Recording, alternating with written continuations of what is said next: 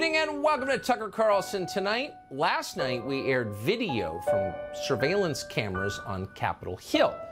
That video was recorded 26 months to the day before, January 6, 2021. And for 26 months, that footage was held from the American public. The January 6th committee made certain.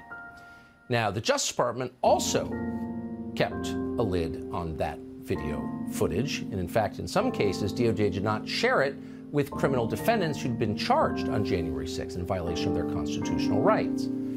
So we felt it was a public service to bring what we could to you. There was no justification for keeping the secret any longer, and a powerful argument to be made that sunlight is always and everywhere the best disinfectant. And in fact, because it was video evidence, it is to some extent self-explanatory. Anyone could look at the tape and decide what he or she thinks of it. So the tape we showed last night indicated very clearly that Capitol Hill police, in some cases, escorted protesters through the Capitol as if they were giving a tour. They did that with Jacob Chansley, the so-called QAnon shaman. At one point, they even tried to open locked doors on Chansley's behalf. Chansley was sentenced to 4 years in prison for his crimes in the Capitol on January 6th. And the video we showed you last night raises the obvious question, why? On what grounds? The video we showed you last night also showed that Officer Brian Sicknick was not beaten to death with a fire extinguisher by protesters on January 6th, as the media and Liz Cheney so often claimed. The video shows Sicknick walking around the building, apparently in good health, after he was supposedly killed. We showed you that video. You can make of it what you will. We also showed you a video that proves Ray Epps, the mysterious protester who encouraged others to breach the Capitol, lied to the January 6th committee about where he was on that day. But for some reason, the committee protected him anyway. He was not considered an insurrectionist. He was their ally. So once again, you can draw whatever conclusions you like from that video. We have ours and we shared them with you. But it's really beyond debate that it is good for this country for Americans to be able to see it. The media and politicians, the people in charge, have talked about January 6th every day since it happened for 26 months. And so at some point, the evidence should be presented to the public. In free countries, governments do not lie about protests as a pretext to gain more power for themselves. They don't selectively edit videos for propaganda services and then lie about them in fake hearings and show trials. But that's exactly what happened.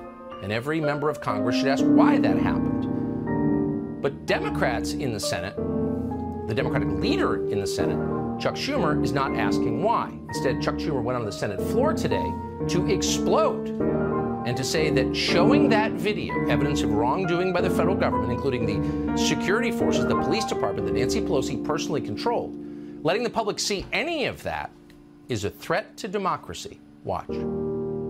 Last night, millions of Americans tuned in to one of the most shameful hours we have ever seen on cable television. Fox News host Tucker Carlson ran a lengthy segment last night arguing the January 6th Capitol attack was not a violent insurrection. I don't think I've ever seen a primetime cable news anchor manipulate his viewers the way Mr. Carlson did last night. I don't think I've ever seen an anchor treat the American people and American democracy with such disdain. There's nothing that shameful that has ever appeared on American television in the history of the medium. And so, on the basis of that, the self-evident outrage of showing the public video that it paid for and has a right to see, Chuck Schumer called for the censorship of that video. Any information, he did not dispute that it was accurate, that damages a storyline his party constructed and used must be squelched. And Schumer was explicit on that point. Because that video contradicted lies told by the Democratic Party, Liz Cheney and Adam Kinzinger, Chuck Schumer demanded that our bosses pull this show off the air. He's going to come back tonight with another segment.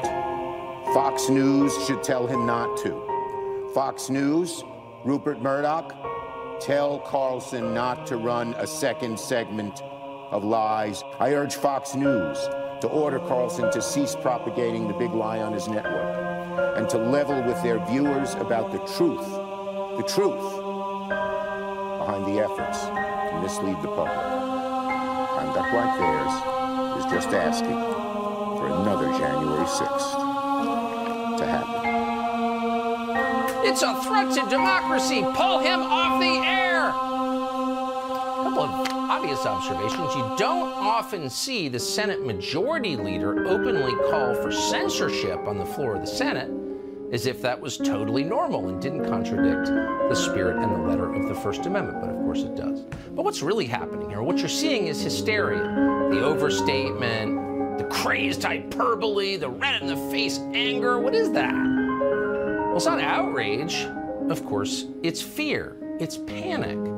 Those videos, which we did not retouch, which we brought to you after running everyone by the Capitol Police to make certain that we didn't imperil anybody, we told you that last night, those videos touch a nerve because they're a threat to the lies that Chuck Schumer has been telling for the last 26 months, and not just Chuck Schumer. We should also tell you that Chuck Schumer, the Senate Majority Leader, was joined in this outrage by the Senate Minority Leader, and that would be a Republican, Mitch McConnell.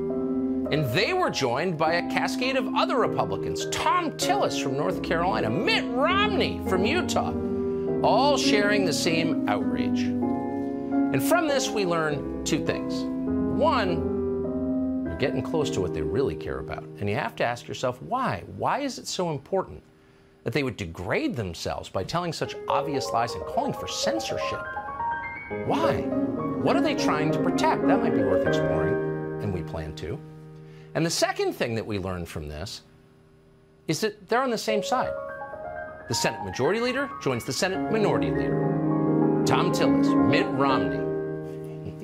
They're all on the same side. So it's actually not about left and right. It's not about Republican and Democrat. Here you have people with shared interests. The open borders people.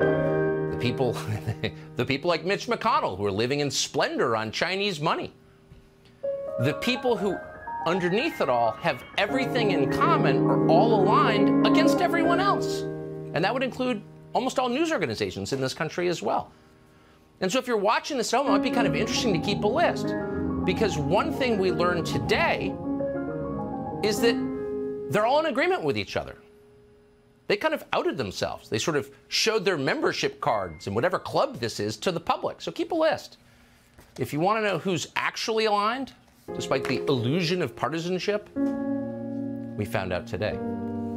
We have a little more tape for you tonight. So if you take 3 steps back, you may notice that the one person, really, who was never blamed for anything that happened on January 6th was the very same person who was in charge of the police force, the Capitol Hill Police, that was charged with securing safety on January 6th. And that person was Nancy Pelosi. So if there was a security failure on January 6th, and demonstrably there was, that was probably Nancy Pelosi's fault. And after looking at thousands of hours of footage, we came to the conclusion that many others have reached, which is the Capitol Police were not prepared for what happened. And that's fascinating when you think about it, because there was ample warning. The federal intel and law enforcement agencies knew perfectly well there could be a massive disturbance at the Capitol. But the frontline officers on duty that day didn't know. And yet the people who kept that information from the frontline officers who were overwhelmed by thousands of people milling around the Capitol building, the people who fell down on the job, who didn't do their job, they were not punished. They were rewarded. And you have to ask yourself, why is that? Subscribe to the Fox News YouTube channel to catch our nightly opens, stories that are changing the world and changing your life. From Tucker Carlson tonight.